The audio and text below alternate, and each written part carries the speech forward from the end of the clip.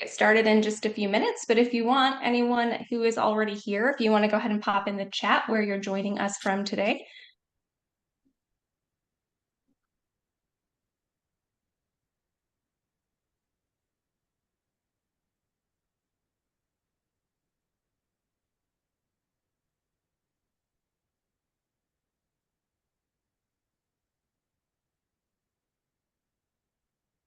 Hello, Alexandra from St. Simons Island, Georgia. It's beautiful there. It is nice down Actually, there. it's where I met my husband. Really? It is, yeah. Hey, Rich from Trinity, Michael from Trinity, Florida, Vanessa, Trinity, Florida. Gosh, we got some Florida representing here today.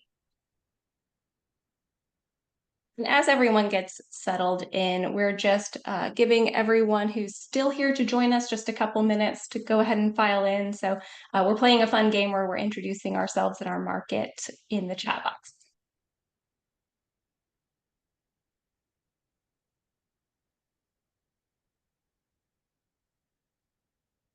Hmm.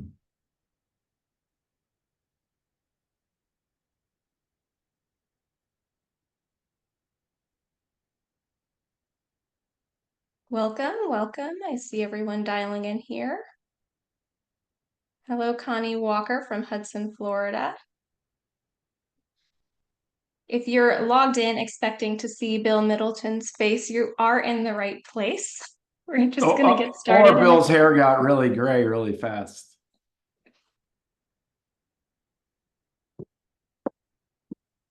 I know we got a substitute teacher. Hopefully he doesn't mess up.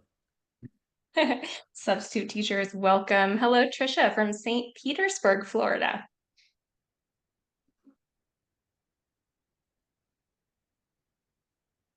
Cynthia's welcoming you, Mike. Thanking you for It's good to be here, presenting. Cynthia. Thank you. Yeah, we'll be using the chat a lot for the next little while. So everybody be in there. It'll be great. Awesome. All right. Well, it is 3 o'clock, and I know we have a lot to cover today. So I'm going to go ahead and get started here. Feel free to continue using the chat to let us know where you're dialing in from.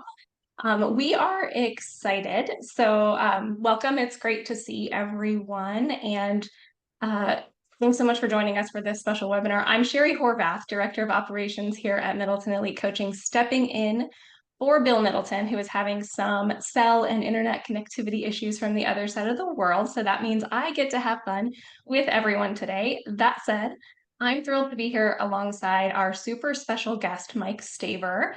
Many of us are working extra hard, like harder than ever before, to communicate our value to buyers and sellers this year.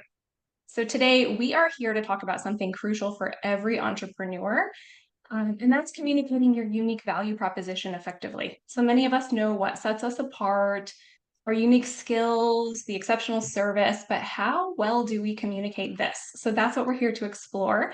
I'm thrilled to introduce our special guest and today's presenter, Mike Staver. He's the author of Leadership Isn't for Cowards and is an internationally respected speaker, helping leaders perform better and live better lives. He's also the good friend and executive coach to our founder, Bill Middleton. So without further ado, I introduce you to the fabulous Mike Staver. Thank you so much. I think it's very optimistic of you to call me fabulous before you hear me. So that's going to be great. So welcome, everyone. It's good to have you. I'm excited to be a part of this. Bill is off doing what he needs to do this time of year, and I was blessed and honored for him to invite me to spend this 45 minutes or so with you today. So if you could make me host, and I'll share the screen with everyone. I'm going to be in the chat a lot today. I don't believe in talking at you. I want to talk with you. So if you could just dial into that and be prepared to interact with me, that would be really, really super. So here's what we're going to talk about. And we're going to talk about, this is probably the one thing that I am doing right now worldwide that is, well, at least in the United States, it's getting the most attention. And the reason it's getting the most attention, I think, is because we as real estate professionals are hearing every day, talk about your value, be more valuable, buyers buy value, sellers want people who are going to add value. And all of that is true.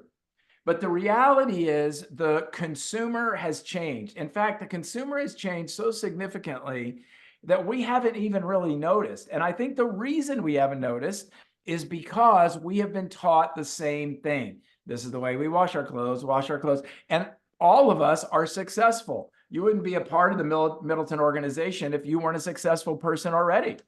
But here's what I discovered. I coach roughly 60, I think they told me this morning I'm coaching 65 people. Most of them, 85% of them are executives, senior executives in most cases in the real estate business. And in fact, just before this session, I was coaching the CEO of a company in California. And the thing that he and I were talking about, that is what we're going to talk about for the next 45 minutes, is that we have to shift the way we think. We have to shift the way we sell. We have to shift the way we have conversations. There's a book, it's a very, very well-known book out there. It's not a business book, it's more of a psychology book. And the title of the book is What Got You Here Won't Get You There. What got you here won't get you there. And I love that title because that's what I believe. And when I help agents and team leaders and organizations around the country, I'm always saying, I'm not saying anything we've done is bad. I'm not saying anything we're doing is bad. Most of you are still having great years. You're getting the listings you need, the buyers you need, you're moving deals, you're paying the bills, you're doing really great work. But if we're going to be successful, what we have to be able to do is shift the way we think about the interaction between us and consumers. Consumers, some are more sophisticated than ever, some are less sophisticated than ever, some are doing well, some are not doing well. But one thing is for sure, the work I'm going to do with you today is going to fundamentally transform the way you do business. And here's why it's important. What we're going to talk about is important because it's going to give you an unfair competitive advantage.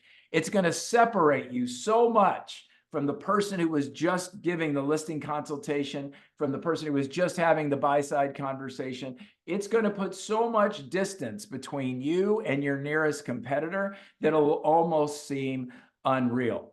And so my invitation to you is to do two things. The first thing I want to invite you to do is I want to invite you to expand your thinking, right? A suspend disbelief is what we call it. And that is suspend the idea that what we're going to talk about is so different it won't work, or is so unusual that it's too uncomfortable. Because what we know is that if we are willing to expand past the cocoon that we find ourselves in, we'll be more successful. There were two caterpillars sitting on a porch talking. I didn't know if you knew caterpillars sit on porches and talk, but hey, now you know. And so these two caterpillars, they're sitting on the porch having a conversation. And about that time, two butterflies fly over them. And one caterpillar looked up at the sky, shook his head with great frustration, looked at his caterpillar friend as they both looked up at the butterfly and said, I'll tell you one thing, you're never going to get me up in one of those. And this is exactly what how some people live their lives. They're in the cocoon, realizing that the transformation is inevitable, but they still resist it. So my invitation to you today is to be open to the concept of the things that we are going to discuss. Here we go. Let's get started. Number one, I'm not very smart. Perhaps Bill has already told you that about me. So what I tend to do is I tend to look things up. And Merriam-Webster seems to have done a great job with definitions. Why do I need to reinvent it? Here's the definition. To consider or rate highly. Now, what's interesting about this is it does not require a proposition. It does not require a sales pitch. You'll notice that the definition is written in the context of you to someone else. So I consider or rate you as my friend highly. That's on me. It is not your job to convince me of how valuable you are. It is my job to understand if your relationship with me is valuable to me.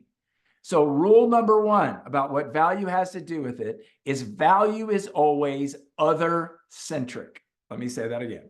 Value is always other-centric. And what that means is that value rests in the lap, value rests in the space of the person who is receiving it.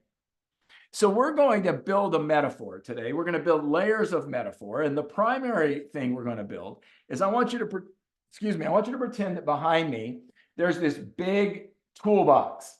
And in this toolbox are all kinds of things.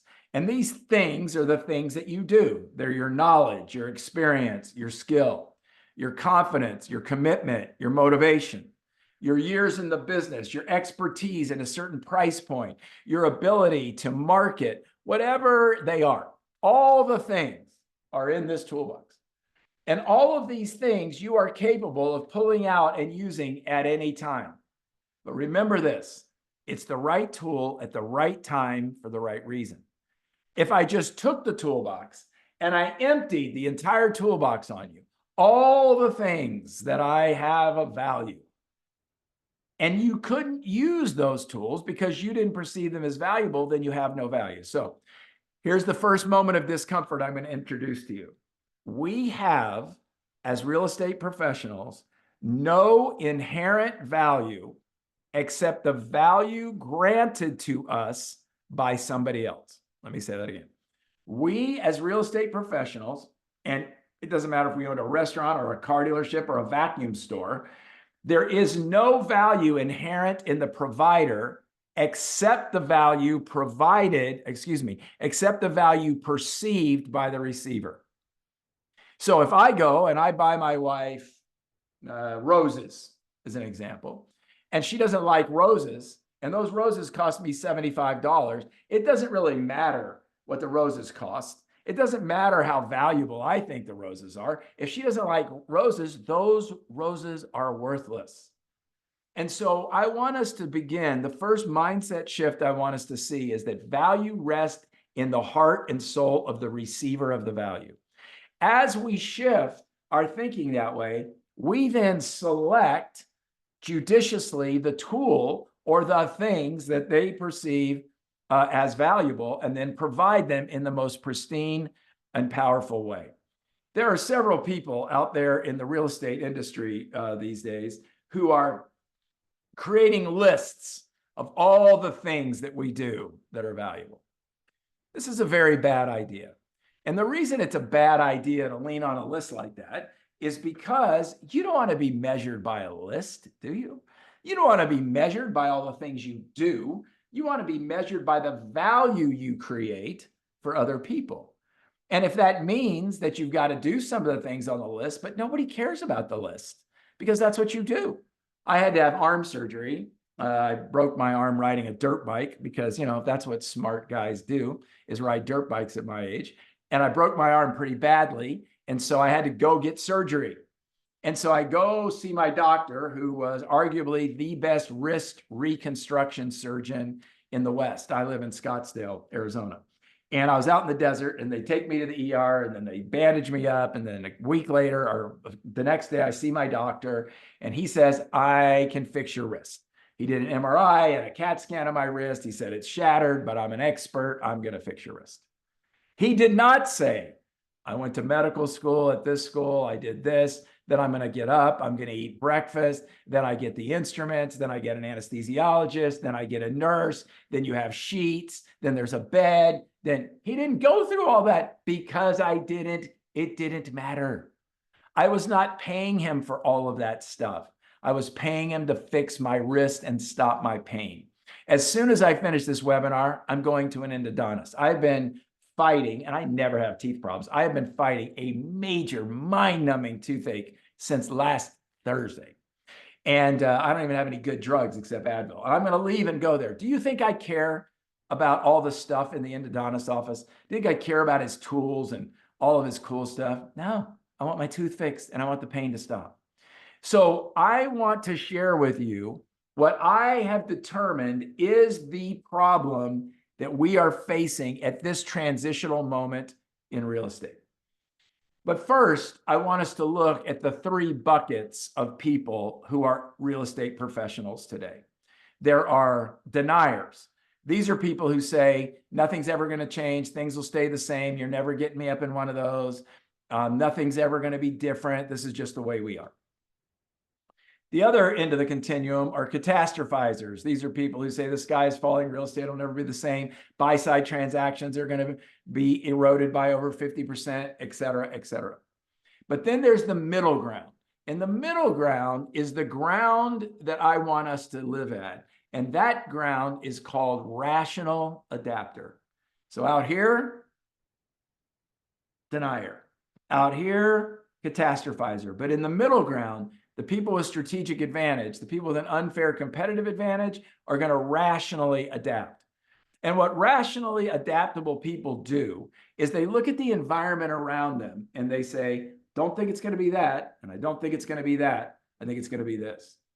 And that's what I want to talk about. So what is the problem that we're facing currently in real estate? Now, if you were in a seminar with me and it was live, we'd be doing a drum roll right now. But in the absence of that, let's do a drum roll because here it comes. You ready? Here's the problem.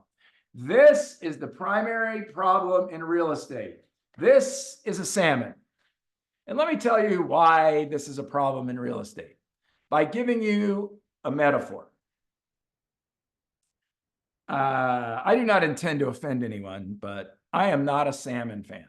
I don't like salmon. I don't believe in salmon. I think salmon are little show-offs. They swim upstream. You know, they're always fighting the current. I just don't like salmon. I don't enjoy salmon. I wouldn't order salmon. I don't want to be around a salmon. I just don't dig it. I eat sushi, halibut, trout, whatever it is. I love fish, love seafood, but not this seafood.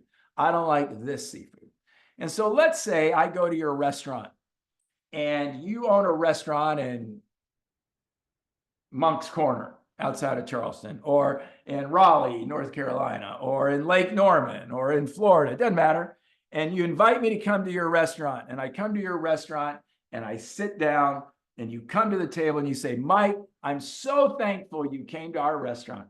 I love, love, love it that you came here. And I say, okay, what do you got on the menu? And you say, tonight we have a special. Our special is salmon. And I said, I don't eat salmon. And they said, and you said, as the owner of the restaurant, oh, you don't know our salmon. Our salmon's great. We fly it in fresh from Alaska every single day. It's good for you. You get all your omega-3s and fish oil, and it's great. Nah, not a big fan. It doesn't taste that at all. In fact, I sell more salmon in the Lake Norman, North Carolina area than anybody else sells salmon. We have the market share for salmon. We are salmon experts. I appreciate that, but I don't eat salmon. Oh, you've never had our salmon. After a while, I would look at you and go, what, are you personally a salmon? I mean, why? I don't want salmon. And here's the challenge that we face in real estate. There are too many people trying to sell salmon to people who don't eat salmon. Now, I will tell you a funny story. I was in Jupiter, Florida a few weeks ago. I went to a sushi bar with a client. I love sushi. I could eat sushi every meal of the day. I love sushi with all my heart. I would marry sushi if I wasn't already married. I love sushi. So I go to sushi and I sit down and the guy comes up, and I am not lying when I tell you. I said, what do you recommend? He said, salmon. And everybody at the table, there were 5 of us, burst out laughing. And he said, why are you laughing? I said, it's a long story, but I don't eat salmon. As God is my witness, he said, oh, that's because you've never had our salmon. Our salmon is the best. I was like, this is a gift. Do you know people like that? Like take Picasso as an example. I don't appreciate Picasso art. If you appreciate it, more power to you. I think I could give a 6-year-old hand painting kit and they could paint a Picasso. I'm just not into it. But if you love Picasso and you want to go spend few $1,000,000 on a Picasso, more power to you. If we go out to dinner and you want to order salmon, I'm not going to judge you because you got bad taste in fish. That's because you value it. I don't. So just because you have the best salmon in your restaurant doesn't mean your patrons want to eat the salmon. And yet, if you listen to listing presentations, if you listen to buy-side consultations, you hear a lot of salmon selling. You hear a lot of preaching. You hear a lot of convincing. You hear a lot of persuading. Let me tell you a more relevant example. I coach an agent that does quite well. He does roughly, I think this year he'll do 35, 40 million. by himself. He just started a team. We're helping him with his team. And I've coached him for some time. He's really a good guy, and he's a great agent. I'm in a coaching session with him one day, and he said, "Oh my God, Mike, oh my God." He goes, "You should fire me as your client." I said, "Why?" He said, "Because," he said, "I literally I got a referral for a woman whose husband had just died from, the referral came from California. She lives in my market. It said, this is a slam dunk for you. Just go out and do the presentation. She needs to sell the house as fast as she can, because it's too big now that her husband is deceased. She wants to move into something smaller." So his name's Steve. And he said, "Mike, I got my stuff. I have my iPad. I got everything. I'm ready to go." And I show up at her house and I take the tour of the house and I do everything I'm supposed to do. And he said, "I sat down and I opened my iPad and I'm my friendly, charming self. And I launch into my listing presentation, my pristinely built, beautifully designed, inquisitive listing presentation. And this lady, 80 years old, was staring at me like I was from another planet. And he said, "All of a sudden, I heard your voice say, ask before you sell. Ask before you sell." Not qualifying questions, not all the stuff we were taught in sales school. Be interested. And he said, he stopped, he took a deep breath, and he looked at her and he said, "Ma'am, can you just share with me the ups and downs of your real estate buying, selling experience? What's your experience been?" And she said, "I've never bought or sold a house." He said, "I could feel the pit in my stomach." He said, "Oh," she said, "My husband did all the business side. I would choose the house, and then he would do all the negotiating, all of that. I didn't want to do any of it. I just wanted to either buy the house, I wanted to choose the house, or choose to sell the house, do all the decorating, but he did all the business." So when you talk about the MLS and marketing and exposures and clicks and all of that, it means nothing to me. All I know is that I'm a widow sitting in a house and my husband's been gone 5 months and I need to do something with this house. He said, "I closed my iPad, I put it in my briefcase, and I just sat there and had a conversation with her." Now, I don't know if he got the listing or not, but what I know is when we're more interested in presenting or proposing our value than we are in understanding what they value and reaching into the toolbox, that's when we get in trouble. The competitive differentiation that you have available to you right now is to shift the conversation. Well, how do we do that? Well, first, we got to look at the problem with value propositions. The first problem is this: there's a lack of focus on customer data and preferences. If we understand what the customer is about, if we understand what the customer understands, if we do investigation about the customer, if we do a little stalking on social media, if we start to understand something, I'll give you a good example. I had a broker owner who I coached who had an agent who was going out on a $19 million listing. It would have been the most expensive listing in that MLS ever. And the agent had attended this course and said, "You know what? I'm going to do what Mike said." So started doing some investigation, started saying, turns out the guy wrote a book. Turns out the guy wrote a book about selling insurance. Turns out the guy sold a business that was an insurance company, and he wrote a very, very popular book on how to sell insurance. So he got the book. He read the entire book before he went to the listing appointment, and he brought the book with him. And the guy and the wife said, "We're not ready to sign. Obviously, this is a big deal. It's $19 million. We're going to interview a couple of agents." And my client's agent said, "Well, I never leave without a signature." And the client thought he was putting pressure on him to sign. He said, no. I'm not talking about the contract. My son is a voracious reader, and I brought the book. Would you sign this book for my son? I don't know if you're familiar with it." And the seller looked at him and went, "Wow, that might be the best closing technique I've ever heard in my life." His wife's like, "You should sign." He goes, "I'm going to sign." He did get the listing ultimately. But the point is, he knew the customer better. The second problem with listing presentations, and I want you to, and buy-side consultations are the same way, by the way, with value propositions, is there is a lack of clarity on the match between what you offer and what they value. So if you want to take a screenshot or a picture, now we're recording this, so I assume it'll be available to them. But if you want to take a screenshot, take this one. I can sum up all of my coaching in this one sentence. Get clarity on what they value and what you offer. And then only present to them, only give them what they value. Then they will ask for more and more. Let's look at the next thing. There's a lack of inquiry. I want all of you to hear me say what I'm about to say. Treatment before diagnosis is malpractice. Treatment before diagnosis is malpractice. All of us in the sales profession have been taught since we were very, very, very young that what we need to do is sell. We need to present. We need to tell. And I am saying that what we need to do instead is be more interested in inquiry and more interested in flexibility.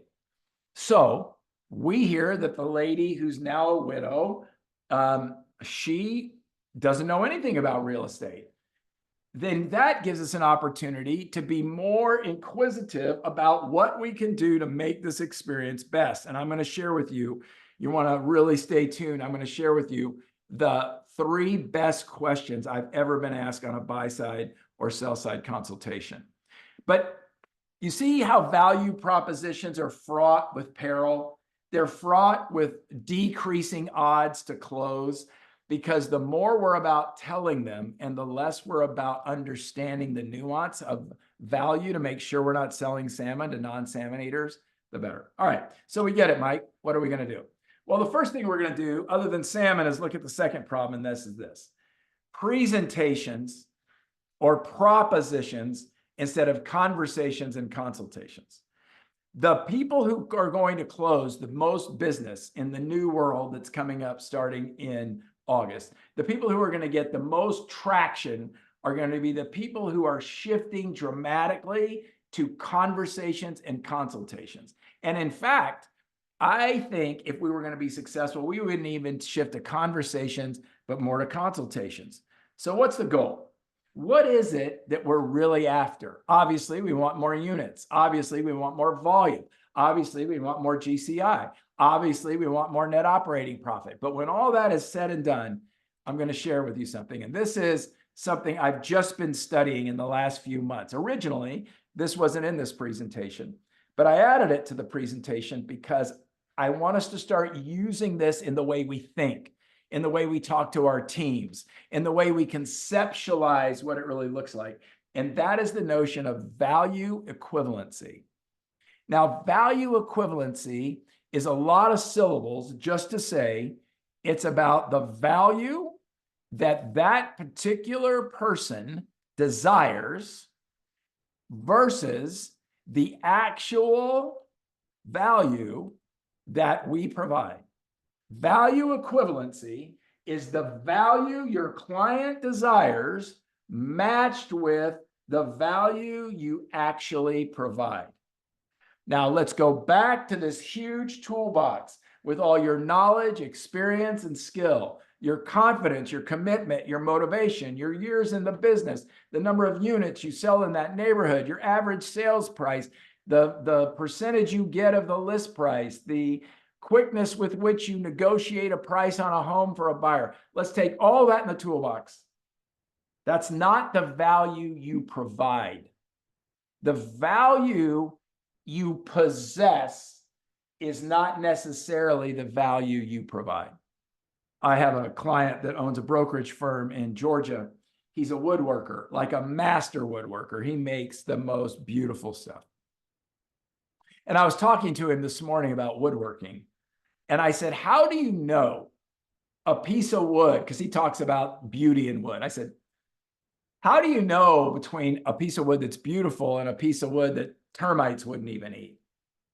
And he said, it has to do with texture, the pressure the wood's been under, the difficulty the wood has suffered in its lifetime in the tree. And I thought, that's a lot like real estate. So here we have this big case of all the things we offer. right? All the things that we can do, but not until we diagnose what they need and want do we have the power to provide the value. So it's know their value, know what they value. Now, I get this question often. The question I get is this: Mike, what if they are a first-time buyer? What if they don't know what they value? I'm going to share with you how to uncover value, because all of you have a friend who is very interested in you, who asks good questions, who wants to know the intricacies and details of your life, who's just really interested. You want to know, you want to be around that person. We also know somebody, all of us, who all they want to do is back the dump truck up of me too, me too, me too, or look what I did, look what I did, look what I did. And we don't want to hang out with those people. Remember that people want to be near people that they value. So consider this. Consider that we provide, not propose from now on. We are no longer in the business of value proposition, but we are in the business of value provision. Let me say that again. We are no longer in the business of value proposition. We are in the business of value provision. And if I can understand my buyers and sellers at such a depth and such a degree that and I'm going to give you the steps to do it in just a minute, that I am so clear about what you value that I can turn around, I can grab it out of the toolbox and I can go, is this what you mean? Is this an example of what you're talking about? And they say, yes. You know, Sales 101, the more yeses you get, the more closings you have, right? And so to be able to differentiate yourself in the market's amazing. I have been asked from time to time to go on listing presentations or buy-side presentations. And I am horrified sometimes to hear either questions being asked that are obviously leading questions or over talking. And so what I want us to do is talk about the worst example of providing value that's ever happened. All right. So we're going to do a once upon a time. I've been in the real estate business about 22 years, I would say. Prior to that, I was an executive in the healthcare field. I had a clinical practice in psychology, a couple other things. But anyway, doesn't really matter. I didn't know much about real estate. I knew how to buy it. I knew how to buy high and sell low. I knew how to buy real estate, right? I could take the best investment and turn it bad in a hurry. And so I didn't know anything about real estate. I didn't know the difference in a buy-side agent and a sell-side agent and a listing commission and a buyer's commission. I didn't know any of it, right? So I was living on Amelia Island, Florida, right by you in St. Simon's Island, I might add, right down the street. And I decided I was going to sell my townhome. I had a beautiful townhome. It was my townhome, a street, a house, the beach. It was beautiful. View of the ocean, loved it. And I decided I was going to sell it. So I decided I was going to call the #1 realtor on Amelia Island, Florida. Now, what I didn't realize, because remember, I wasn't in real estate, I didn't realize, y'all, there are a lot of #1 agents. I didn't know how many #1 agents there are. There's like #1 agent on your street, #1 in your zip code, #1 in your community, #1 in your shower, #1 in your head, whatever it is. I didn't know. So I just called the #1 agent because she capitalized the letters THE. So I mean, that must be true, right? So I called her up and I said, hey, I'd like to sell my townhome. And she said, let's make an appointment. So we did. And she came over and I showed her the house and then we sat down. Now I'm going to share, yeah, right, Rich. I don't know of a #2 agent either. I don't think one exists. Wouldn't that be, Rich, that would be a funny marketing campaign, wouldn't it? I'm the #2 agent. You don't want #1. They're too busy. Take me. I'm #2. That's awesome. So she sits down. Now I'm going to give you the listing presentation I got. It goes like this. I am so great. I am so great. I can't believe how great I am. I am so great. It gives me chills. I am so great. Oh, yes, I am. And I am so great. I am so great. I have all these letters behind my name. I am so great. Ignore my picture, even though it doesn't look like me. I am so great. And I'm like, holy cow. I mean, like page after page. Back in, there was no iPads. They did it with hammers and chisels on tablets back then. And there was no iPad. And it's just page after page of just useless information. And so finally, mercifully, I finally gave her the listing, not because I wanted to. I just needed to get her out of my house before my next birthday, which was 6 months later. So I gave her the listing. Now, I know some of you remember back in the day when newspapers were actually a viable form of advertising real estate. And some of you may remember that you'd open the real estate section and there were houses everywhere, right? And so I opened the Sunday paper. I'm not a paper reader, but I wanted to see if my townhouse was there. And sure enough, there was a huge picture of I Am So Great and a bunch of little thumbnails of the houses. Now, I just want you to know that I was wondering why her picture was bigger than the thumbnails of the houses. Like, what? Is this a dating site? I mean, I didn't know what it was. So anyway, whatever. I did what you're supposed to do on a Sunday. I went out driving around looking at houses. And I came across a house. And I pulled in the driveway. And I wrote down the number. And on my cell phone, I called the listing agent. So I Am So Great. It's got my house listed. They're doing an open house. So I got to go drive around. So I go look at for my next house. And I pull in the driveway of this house. Beautiful. It's a house of my dreams. To this day, it's the house of my dreams. It was in a neighborhood, but the garage was under the house and it was elevated enough so you could see the water, but you didn't get all the salt spray and the maintenance. So I'm like, this is my house. So I called the listing agent. I don't want to use her name. Let's call her Pat Troxel of Amelia Island, Florida. And so I called Pat Troxel of Amelia Island, Florida, and I said, come on over. And I go, I want to see your house. I want to see this house. She goes, well, it's empty. You want to see it now? I go, well, I'm sitting in front of the house if you're not too busy. And she said, no, I'm actually driving back from brunch. I'll come by. So she came by. I met Pat Troxel of Amelia Island, Florida. And she walked me through the house. I asked her how much it was. She told me. I said, no. I don't want to buy the neighborhood. I just want to buy the house. And she said, well, this is the house. Where do you currently live? And I said, I currently live at 123 Mockingbird Lane. And she said, oh, yeah, I Am So Great has that house. I'm like, that's right. I Am So Great has that house listed. And she said, it's a beautiful townhome. I've been in it. I'm sure it'll do well. Let me know if I can help. 6 months goes by, no offer on the townhome. The marketing plan was a disaster, and nothing happened. So the listing expired. When the listing expired, I decided I would call Pat Troxel and give her a shot at it. Now, keep in mind, by this time, I had probably bought or sold maybe 3 houses. So I didn't really know a lot about what was going on, but I figured it didn't sell. I really liked Pat, so I'll call her. Now, I am now going to share with you the by far unprecedented best example of what I'm talking about. Pat comes to my house. Pat comes to my front door. She has a pad folio and a business card. She says, hi, Mike. And I said, hi, Pat, come in. She hands me her business card. I said, would you like to see the place? She goes, no, I've seen it on tour. I've already been through it. I think if we just sat down and had a conversation, that would be fine. That's okay with you. Can I get you something to drink? Yes, that would be nice. I get her something to drink. We sit down. Here's her opening line. Mike, I've asked around, I've looked you up, and it's obvious that you're successful at what you do. And I assume, being a speaker and a coach, that you travel a lot. I go, that's right. She said, so I imagine that the last thing you really need on a, let's call it Tuesday night. I imagine the last thing you really need on a Tuesday night is me sitting here spending a lot of time. So I'd like to ask your permission. Listen to the question.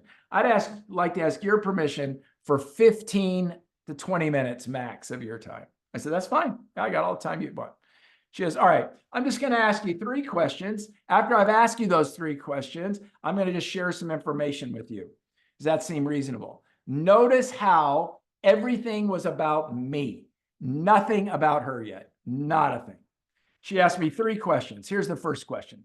What are the 3 to 5 things that you like least about working with a realtor or having a real estate experience? What are the 3 to 5 things that you like least? Now, I want you to notice the brilliance of this question.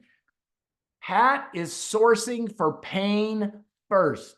She's front loading pain first, which is brilliant.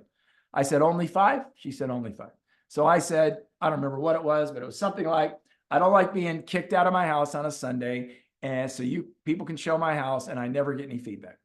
Number 2, I don't like it that you say I have to take everything personal down in my house because we don't want people to think someone lives here. We want them to imagine themselves living here. I'm like, are you telling me that they're going to walk through our house and go, I can't imagine living here? I hate that. Number 3, I don't like it that the communication seems to be on the agent's terms, not on the buyer's or seller's terms. Now, I'd never worked with realtors much, so I didn't know. She wrote them down. She goes, anything else? And she paused. What was she doing? She was allowing the customer to percolate and give her information so that she can diagnose appropriately. Question number 2.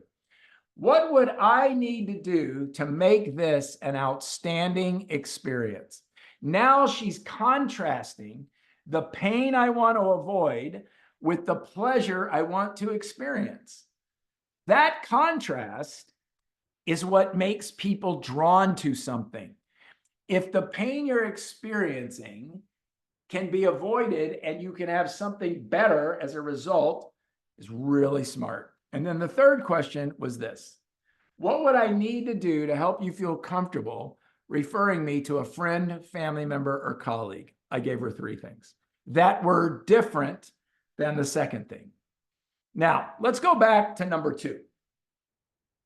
What would I need to do to make this an outstanding experience? Pause. And this is what she said.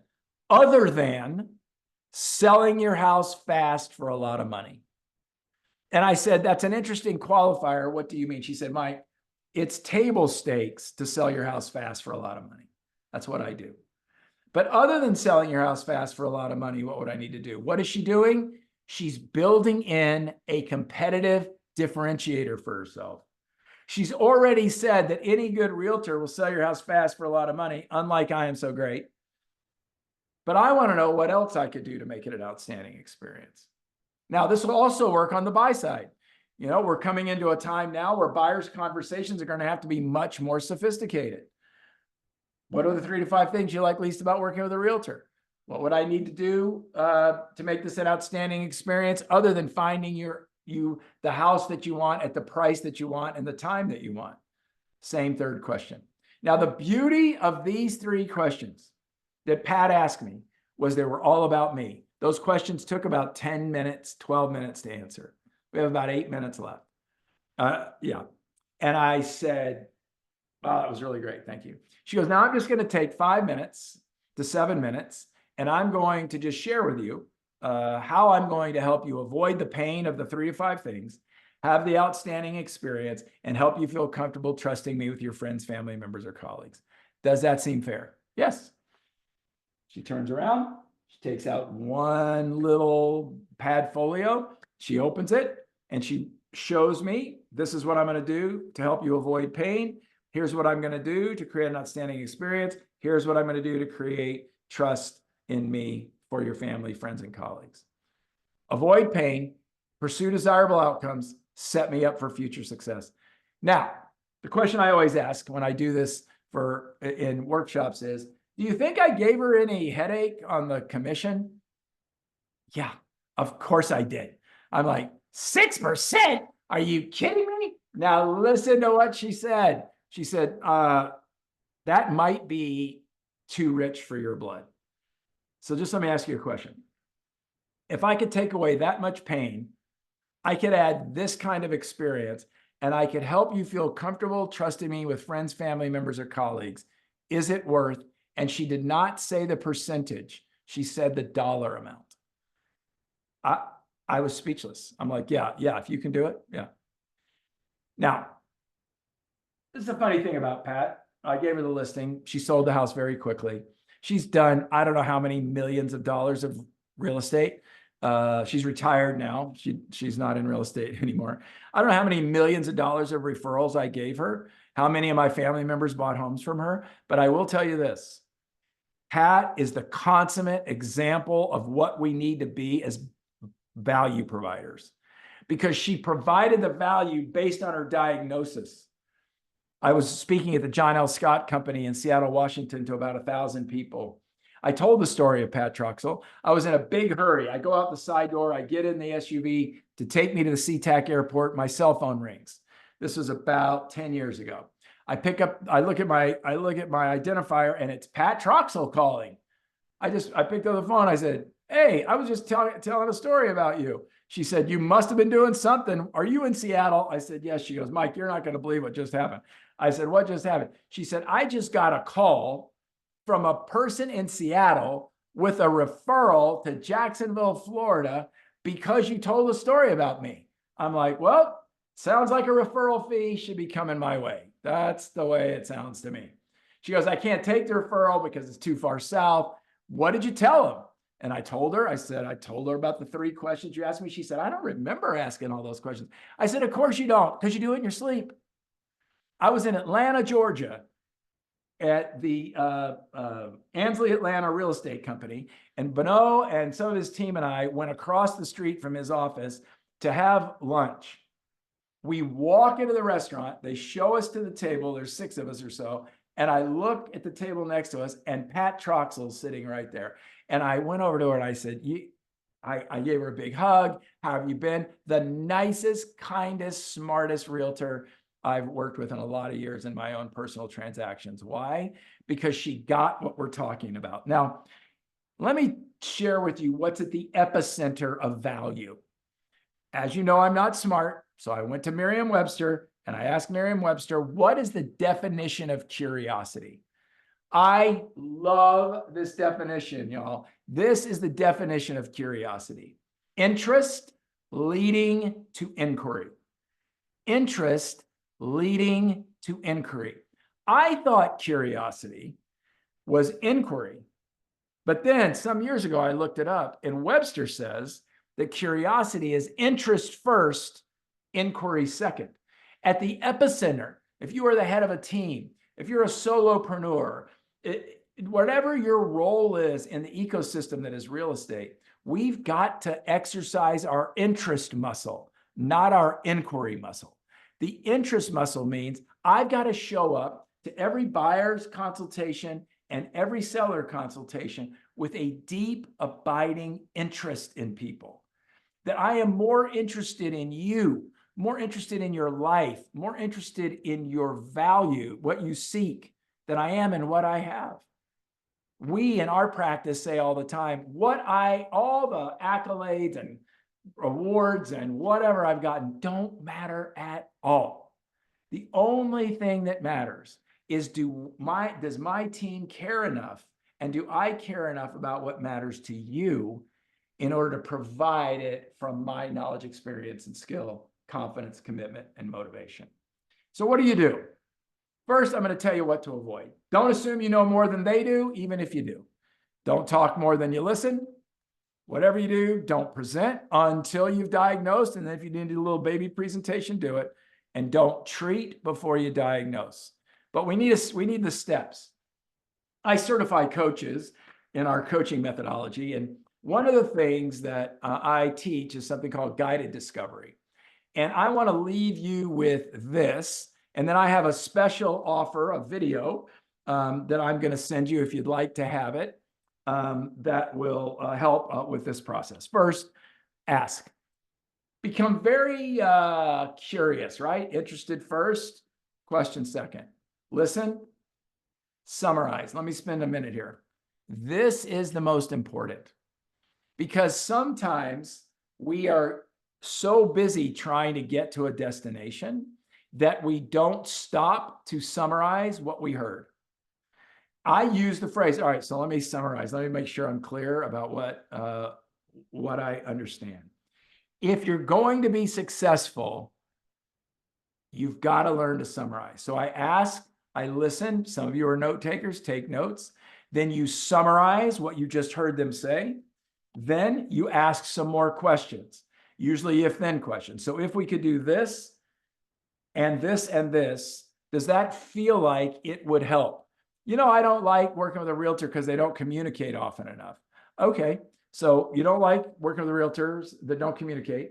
How often would you like to be communicated with? 3 times a week. And in what means? Do you prefer email, call, text? By what means? I prefer text. And what would you like to have in those texts when you get there? I would just like quick number of showings, any offers, just some brief summary. I don't want it to be intrusive in your life. Okay. So what I'm going to do is I'm going to text you 3 times a week, Monday, Wednesday, and Friday. Good. Yep. And you're going to get this information, this and this. Is that right? Yeah. Now we go back, right, to that when there's a problem. And then finally, the final thing you do is connect. Here's what connect means. I just got the information from you. I'm going to reach out and connect you to what I do so that there is a match between this and what you value. I have salmon, but I'm not going to sell you salmon because you don't like it. So I'm going to connect you between this and that. So what will you apply from what we've talked about today? What will you do differently as a function of what we talked about? I have a video called High Gain Activity, HGA, High Gain Activity video. It's a video that will help you figure out exactly how you can be effective at identifying the thing that you do best. There's a little feedback here. I'm going to send it to Bill about feedback on the webinar today. Was it valuable? That kind of thing. But we will send you a free copy of that video. You are Bill's client, and I honor that. So we're not going to send you a bunch of garbage. I just want you to be able to have the video so that you can use it in your daily work. That's all I got. I'll send it back to you.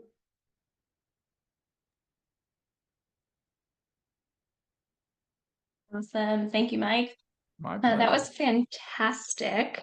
Wow. I'm sure everyone is agreeing, and so give Mike some kudos in the chat, if you will. I know you certainly provided a lot for us to think about and implement into our businesses, and effectively conveying our value is something that we can all take into practice right away. So thanks for that. So for those of you who joined us, we hope you found this session as inspiring as I did. Once again, big thank you to Mike for his time and knowledge. If you'd like to dive deeper into his teaching, follow the link that we just put in the chat. Highly recommend his book, Leadership Isn't for Cowards, which I will put in the email that I send out later today, along with the recording of this session so you can rewatch it. So one quick update before we adjourn, if you'll just hang with me for just a second. Middleton Elite Coaching is hosting a live interactive half-day webinar. It's actually a workshop next month on July 24th from noon to 3 p.m. Yes, we are giving some breaks in between so you can answer calls and catch up on things. However, it's called The Future of Real Estate, 3 Strategies to Reinvent Your Business. We're hosting it. Like registrations are now open. Details are coming in that email later today. It's going to cover a lot about what is going to be affecting our industry come August, some scenario planning, role play scripts, things you can do to ready your response. So we can all build bigger, more profitable businesses in any market. So thanks for joining us today, and we'll see you soon. Be elite.